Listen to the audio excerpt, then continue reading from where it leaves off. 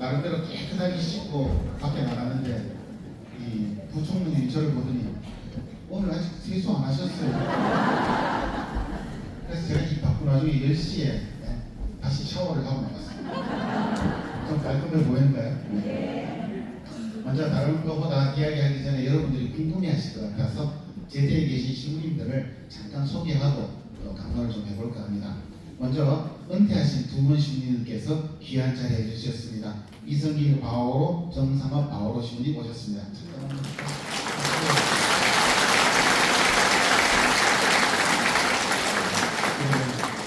저기 키 크고 잘생긴 신부님 계신데 일어나시죠.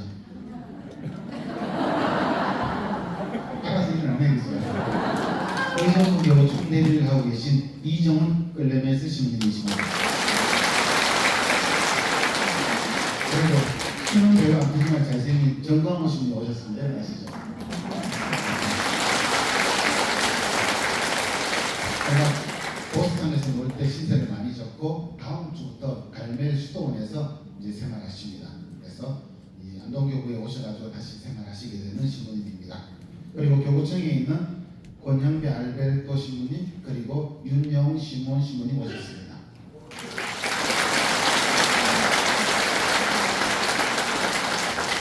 윤영웅 신부님은 오전 출신이라서 의무감이 오셨고 권형배 신부님은 제가 계속 졸랐어요. 와달라고 끝까지 튕기다가 어젯밤에 온다고 얘기하더라고요. 그리고 저하고 이제 군대에 있을 때 제 군종병을 했던 신부님들이에요. 그때는 신학생이었는데 이렇게 멋지게 사제가 됐습니다. 한 분은 서울에서 활동하시는 평양교구고 서울교구시죠. 우요한 신부님 오셨습니다. 그리고 배우대우이고 고태건 그레고리오 신부님 오셨습니다.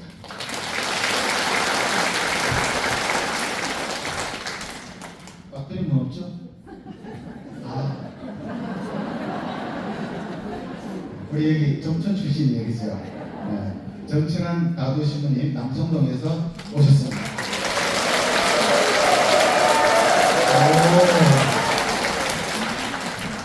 촬영하면 다른 신부님들 서운합니다.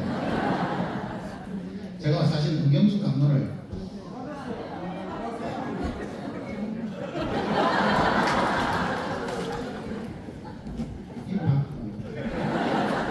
다들 기억하시죠? 네. 얼마 전까지 계시다가 제주도 연수 잘 마치고 다시 오셨습니다. 주락권 요한신.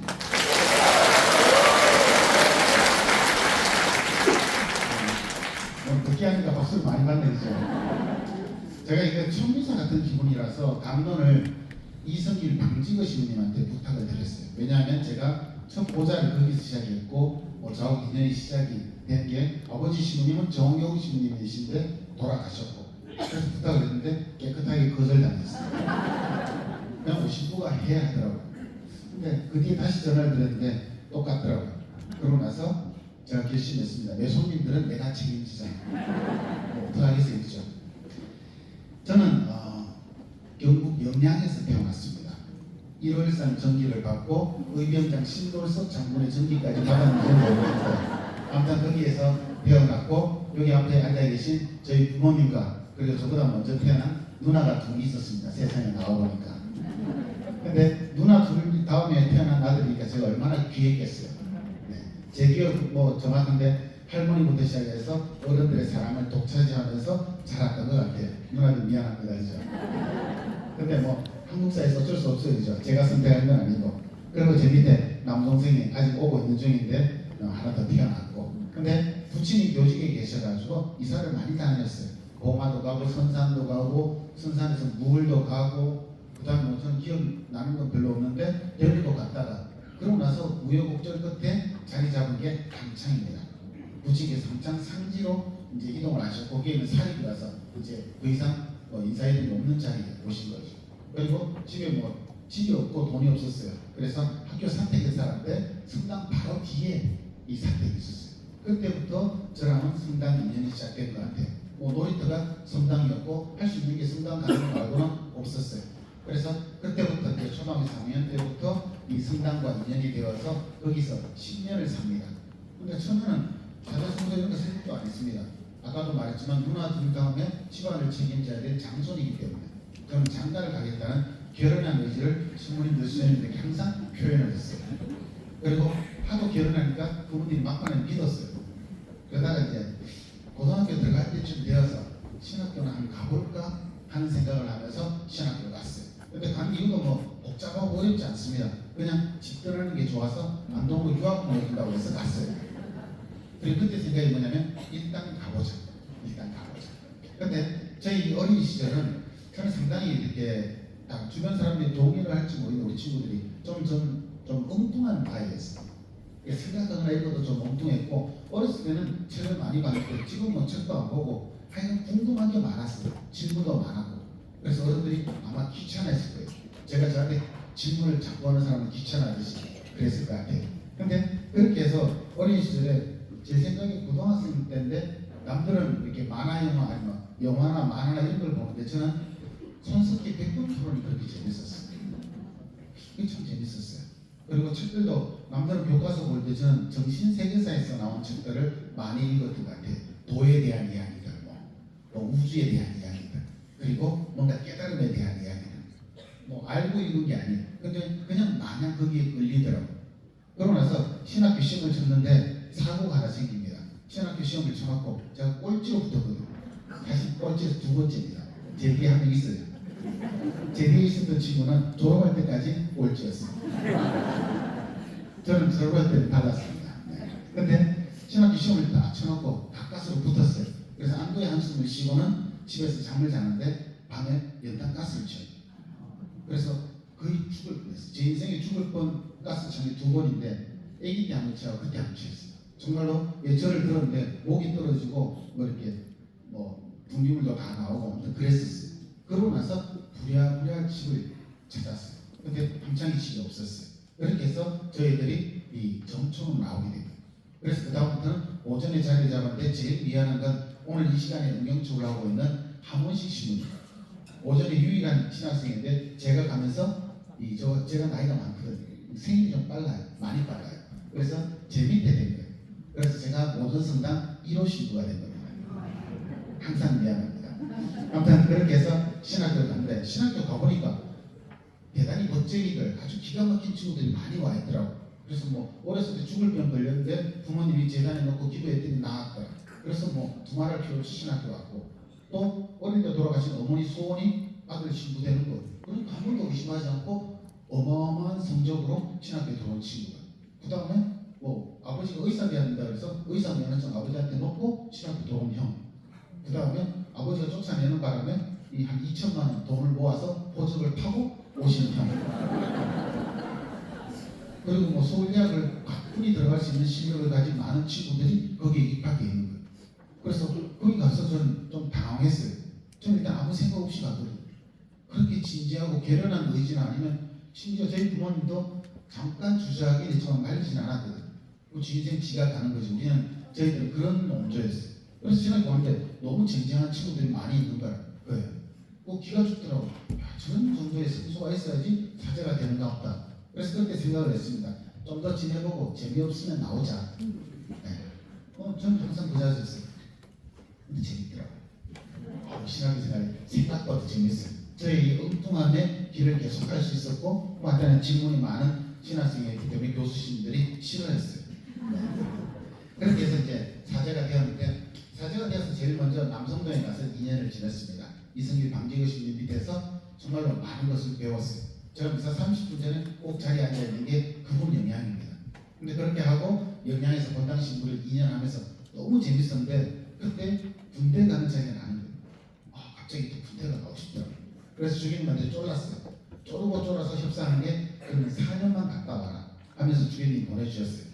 당연하죠. 절대로 더 있지 않겠습니다. 하고 군대를 갔는데 또 가보니까 전방에서 있어보니까 또 이게 너무 재밌는 거예요. 일단 병사들이 저랑 만나가지고 이 신앙적으로 인격적으로 변화되고 속도가 되게 빠르잖아요. 그러니까 그 친구들하고 막 지내니까 너무 재밌는 거예요. 그 다음에 이 신자가 아닌 사람들 그들 틈에 끼워서 간부들하고 어울리면서 비신자가 80% 90% 되는 데서 지내니까 생각보다 재밌더라고요. 어릴 적 꿈꿔왔던 선교사 이런 느낌도 나고 그 다음에 군인 가족들 군대에서는 이 신자들을 군인 가족이라고 하거든요. 이 이유가 뭐냐면 소수기도 하고 가족처럼 가깝거든. 오늘도 우리 가족들 많이 와 계신데 그분들하고 이 정말 가족처럼 알콩달콩 지내니까 너무 재밌는 거예요. 근데 이제 안동 건축인한테 저 조금 더 하면 안 되겠습니까? 묻고 싶은데 도저히 용기가 없어 못해가지고 이기현 주교님이 그때 부종 주교님이었거든. 대신 물어봐 주셨어요. 오신부가 조금 더 하고 싶어 하는데 그래서 그때 10년 약속 받았어요. 근데 그러고 나서 20년을 했거든요. 근데 군대에 20년 있으면서 나름대로 되게 재밌었어요. 여러분들 생각에 군대에서 고생했을 거라 그러는데 저는 고생한 게 아니라 저 때문에 사람들이 고생했습니다. 네. 사람들을 많이 고생시키고 군대 20년을 지냈어요. 근데 그렇게 지내고 너무 아쉽더라고요. 군대를 떠나는 게. 근데 그러면 그 아쉬움을 뒤로 하고 이제 안식년을 했어요. 근데 안식년을 해보니까 그게 또 그렇게 재밌네요. 일을 하고 전 세계 놀러 다니니까 이게 딱 제 체질 같더라고요. 그래서 안식년을 또 아쉽게 끝내고 난데없이 전충성 쓴다고 왔어요. 그래서 전충성 오면서 사실 일이 이만큼 나왔거든요. 근데 와서 1년 지내보니까 또 이게 너무 재밌네요. 그래서 항상 원칙은 그렇습니다. 저는 재밌고 저와 같이 사는 사람들은 고생 많이 하고 오늘도 보니까 고생 많이 한 흔적이 가득하죠. 그죠? 네. 미안하지만 뭐 미안한 건 다음에 다른 거로 풀고 그죠? 고생은 쭉 가는 겁니다. 그죠? 근데 저는 그렇게 생각합니다. 제가 이제 사제 은경축을 맞이하면서 어떤 분이 카드를 썼는데 아니나 다를까 사제될 때 그 첫 마음을 잃지 마시고 뭐 지금처럼 어쩌고저쩌고 이렇게 적어놨어요. 근데 사실 저는 일단 첫 마음이라는 걸 그렇게 신뢰하지 않습니다. 다른 사람들의 첫 마음은 진심으로 존중하고 존경하지만 저 같은 경우는 그렇게 근사한 첫 마음이 없었어요. 신학교 갈 때도 그냥 집이나 떠나서 좀 돌아다니면 된다고 생각했고 신학교 다니면서도 재미없으면 그만두면 되지 하면서 됐어요. 신부 될 때도 신부 되는 기쁨보다 신학교를 떠나는 기쁨이 더 컸어요. 그러고 나서 뭐 사람들하고 어울리려고 정신없이 살았고 근데 지금 와서 보니까 그 처음에 가졌던 그 마음보다는 점점점 이 사제 생활하는데 마음 자세나 이런 것들이 더 전 개인적으로 좋아지는 것 같아요. 근데 이건 부친을 닮았어요. 제 어렸을 시절에 부친은 신앙적으로 상당히 날라리고 하셨어요. 아마 아들이 신학교 안 갔으면 반드시 냉담 기간을 많이 가지셨을 겁니다. 근데 지금은 어떠시냐면 지금은 매일 손에서 묵주를 잡고 계시고 핸드폰 도움으로 빠짐없이 완벽하게 삼종 기도를 바치고 계셔요. 저도 그런 것 같습니다. 이 날라리에서 시작해서 점점점 되어가는 그런 느낌인 것 같아요. 그래서 은경축을 맞이하면서 참마음 이런 건 전 별로 없는 것 같아요. 그리고 지금 마음이 더 좋은 것 같고 앞으로도 제 바람은 그리고 여러분한테 기도를 청하고 싶은 건 더 좋은 마음, 그죠? 더 근사한 생각들 이런 것들을 많이 가지는 친구가 되도록 응원해 주기를 바라는 마음입니다. 제가 고등학생 때 읽었던 글 중에서 제가 그래도 이 길을 계속 갈 수 있도록 저를 도와줬던 여러 문장들인데 그 중에 하나가 홍신자라는 여성이 쓴 이분이 충분히 폐를 두고 여자들 속고쟁이 입고 전 세계를 다니면서 춤을 췄던 그런 분이에요. 근데 이 그분이 이렇게 문장을 쳤습니다. 자유를 위한 변명이라는 책에 이렇게 적어요. 배가 항구에 정박해 있을 때는 아무런 위험이 없다. 한번 따라합니다. 배가 항구에 정박해 있을 때는 아무런 위험이 없다. 그렇죠. 폭풍이 치고 뭘 하든 배가 항구 안에 있으면 얼마나 안전하고 좋아요. 그럼 우리가 안전하고 좋은 집에 있고 안전하고 좋은 부모님 품에 있고 안전하고 좋은 주님 품 안에 있으면 살면 좋겠는데 근데 그 책에 이렇게 적혀있어요. 그 문장이 끝이 아니라 배가 항구에 정박될 때는 아무런 위험이 없다. 한번 따라해볼까? 하지만 배는 그러자고 있는 것이 아니라 제가 고등학교 때 이 글을 읽고 책상에다 포스트잇을 이렇게 붙여놨습니다. 가자 아프리카로. 그때만 잠시 결연하게 아프리카를 가려고 했어요. 근데 그 생각은 금방 사라졌습니다. 우리는 인생은 그런 것 같아요. 25주년이 의미가 뭐냐면 은경축이라고 부르는데 실제로 정확한 표현은 희년입니다. 우리가 내년부터 희년을 맞이하잖아요. 25 단위로 희년을 맞이하는데 희년의 의미는 뭐냐면 모두 씻고 새로 가잖아요. 모두 주님께 돌려드리고 다시 시작하자. 이게 기쁨의 해 희년이거든요. 그래서 모든 소유를 주님께 드리고 다시 시작한 게 희년이에요. 그리고 사제들한테 희년을 은경축으로 표현한다. 지금 은경축하고는 함시모님이 가르쳐줬어요.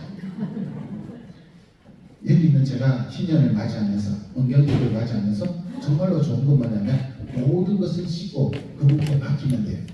과거는 주님의 승리하심에 다 맡기면 돼요. 그리고 지금부터 지금을 만들고 그 다음에 더 근사한 미래를 만드는 그런 여정을 하고 있는 거예요. 그래서 여기 있는 여러분들도 지금까지 살아왔던 시간들은 항상 주님한테 맡기고 과거를 돌아보는 것이 아니라 지금을 항상 점검하면서 우리는 주님 안에서 항해를 하고 있고 여정을 하고 있는 거예요. 그리고 이 여정이 끝났다고 생각하면 아주 곤란합니다. 우리는 마지막까지, 그때도 제가 25년 전에도 오신부였고 그리고 10년 전에도 오신부였고 지금도 오신부예요. 그 자체는 변함이 없지만 끊임없이 더 확장되고 되어가는 그런 과정들이 우리가 있는 것 같아요.